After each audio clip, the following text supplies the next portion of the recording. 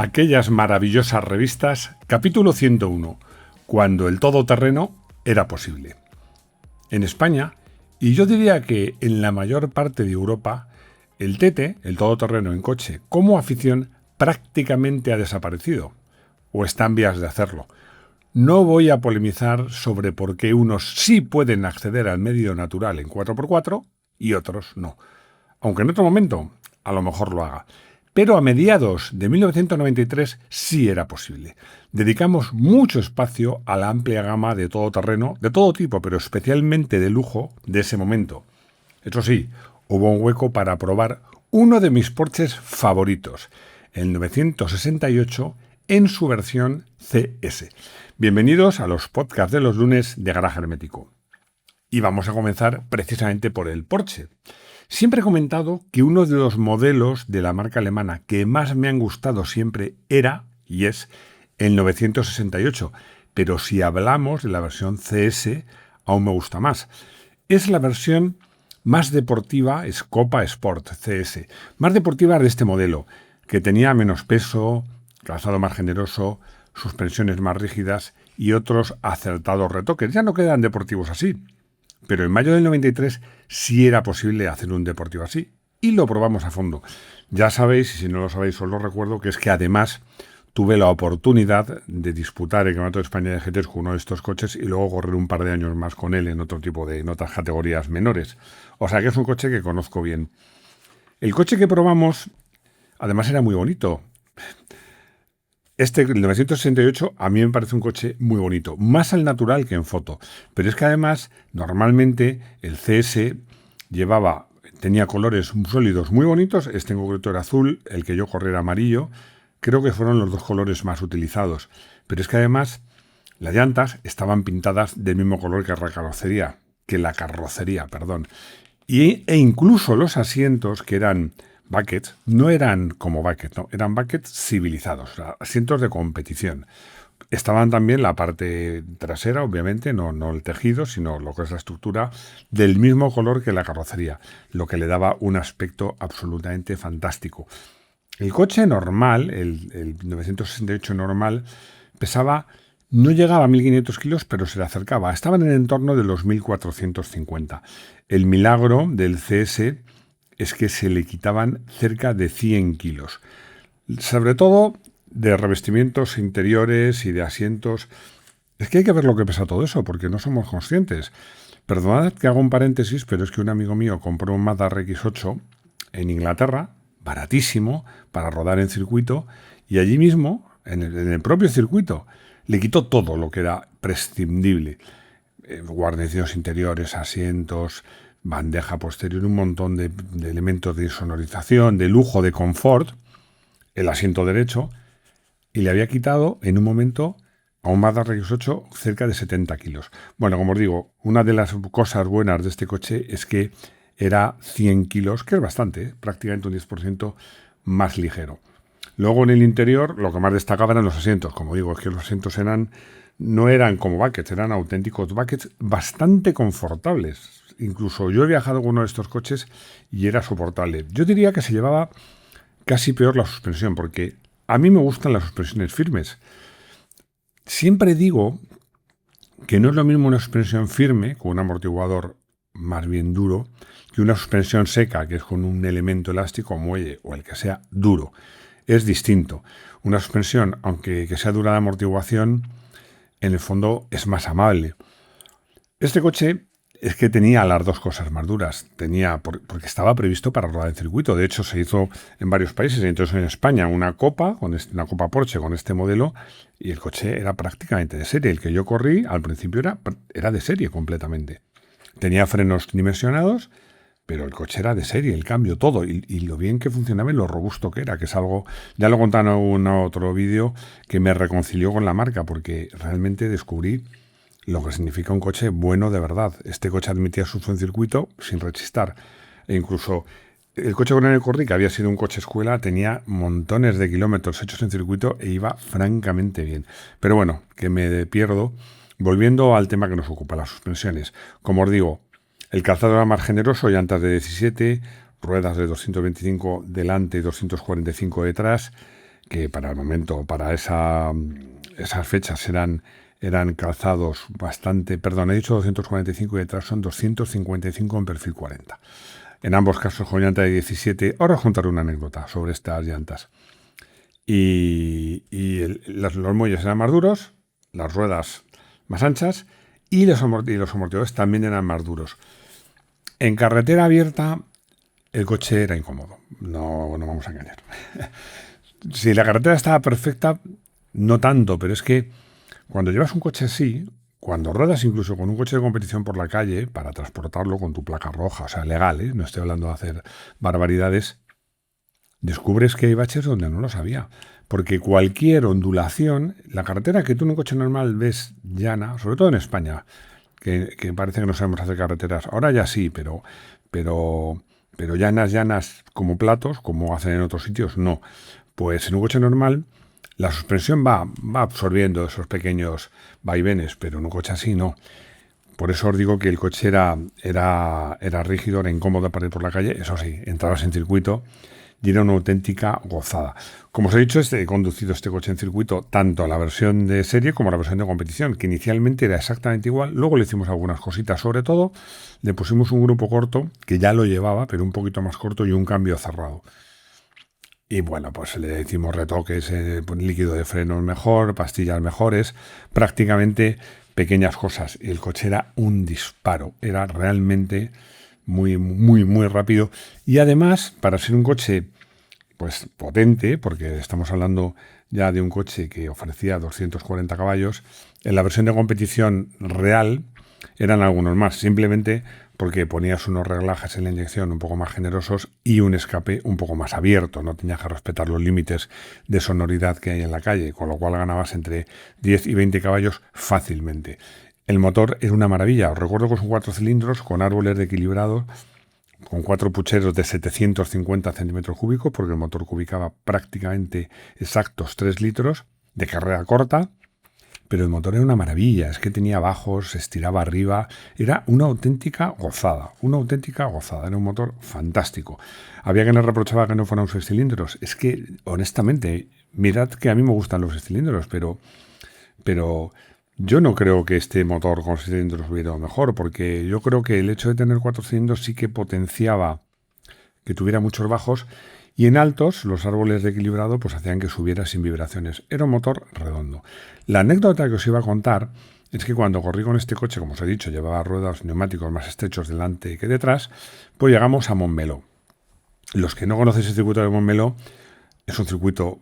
Yo siempre he dicho que para la Fórmula 1, para verla es un rollo, porque es casi imposible adelantar, pero para rodar en coche, y yo diría que incluso más en moto, es una maravilla. Me gusta de ese circuito, la entrada en recta es rápida, la recta es larga, ligeramente en bajada, y luego el final de la recta no es una curva muy cerrada, es como suele decir, un pif-paf, una curva derecha-izquierda, que se puede hacer en tercera, que da lugar a una curva de 180 grados, pero parabólica porque es de mucho diámetro. En esa curva en el coche vas mucho rato apoyado en el tren, en las ruedas exteriores. Y en el caso del Porsche, que tenía el motor delante, sobre todo en las ruedas delanteras, el motor es una maravilla porque vas inclinado, casi arrastrándolo todo y subiendo marchas. Pero el coche también tiene lo suyo. ¿Qué pasaba? Que estábamos rodando rápidos con el coche, haciendo buenos tiempos, pero teníamos un problema. Es que el coche destruía completamente los neumáticos, la rueda delantera izquierda.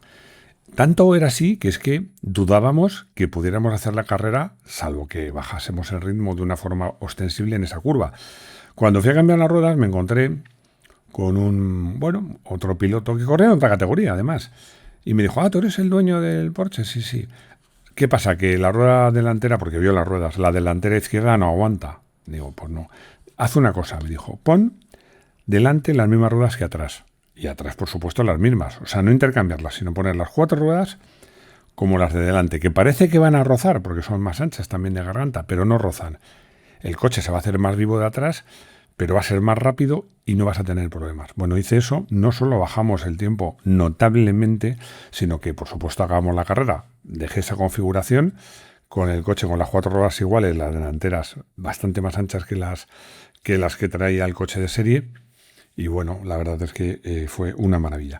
Pero bueno, volviendo al CS, digamos, matriculable, o sea, sin barras, porque este coche realmente con ponerle cortacorrientes, un extintor y barras ya podrías correr, y cinturones de arnés, pues era un coche fantástico.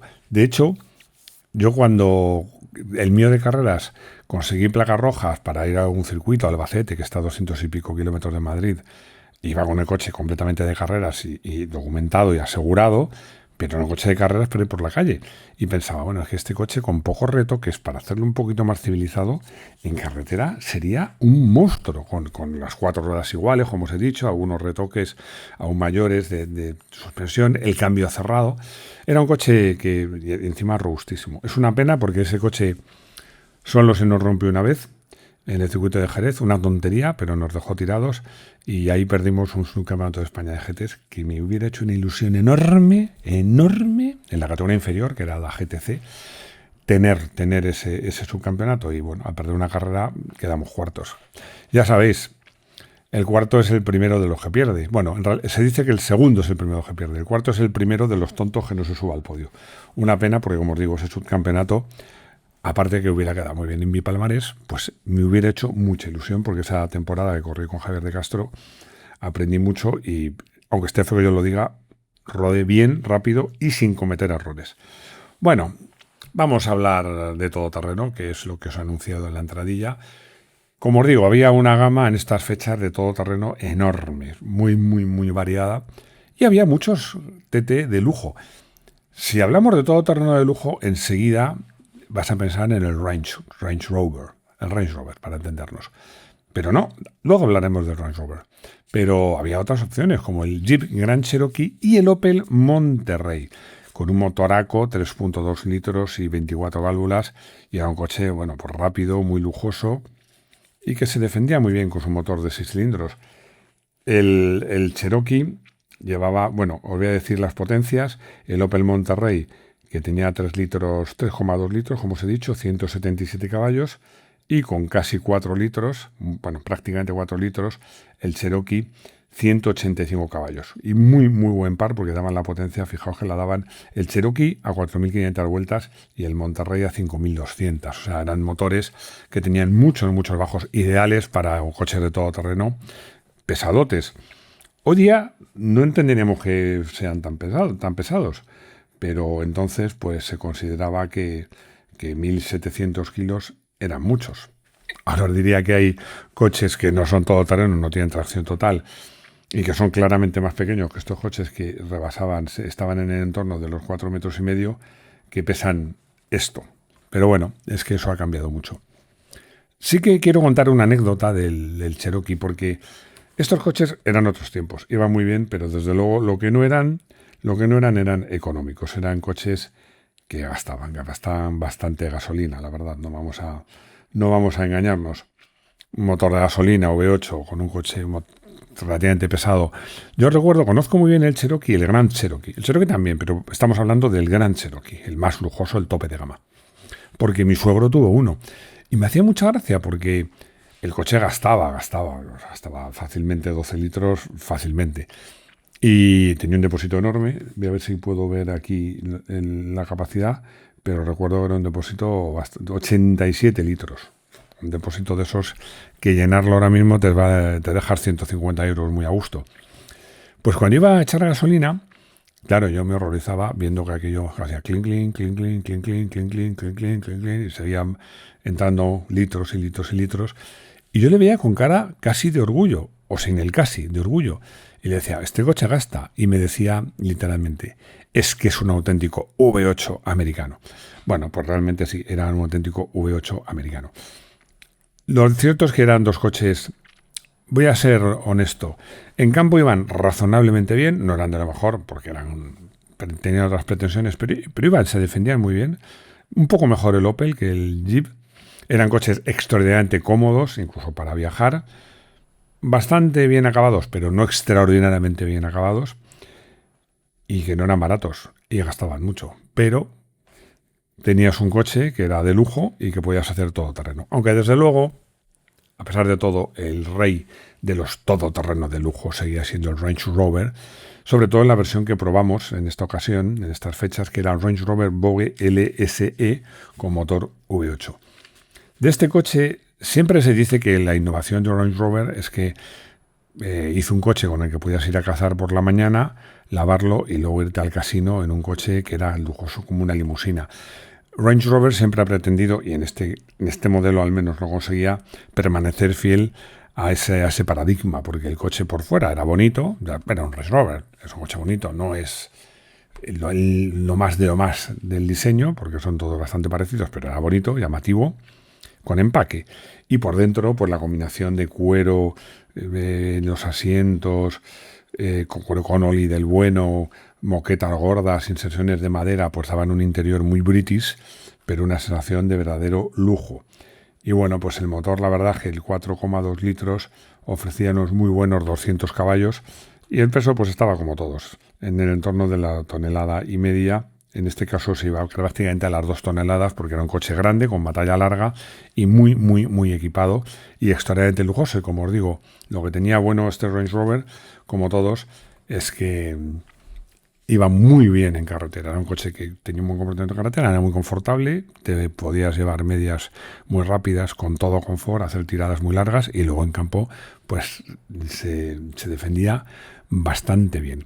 Antes de llegar al Motorsport, quiero hacer un alto en el camino para hablar de una sucesión difícil, porque suceder al Delta, al primer Delta, el cuadradote, que era cuadradote pero era precioso y que tuvo un extraordinario éxito en rallies, como todos sabéis, suceder a ese coche no fue fácil. El nuevo Delta era un coche de aspecto más moderno, con líneas más angulosas, no tan cuadradote, que heredaba gran parte de la mecánica del Delta, pero ni tuvo un proyecto en los rallies, ni tenía probablemente la personalidad del primero, ni hubo versiones tan populares de tracción total, pero bueno, la verdad es que estos coches que tenían motor, el tope de gama era un 2 litros, 16 válvulas y además con turbo, que tenía 190 caballos y con autologante, este coche lo probé y la verdad es que era un coche muy interesante, aunque no podías evitar pensar en el Integrale. Era lo malo de este coche.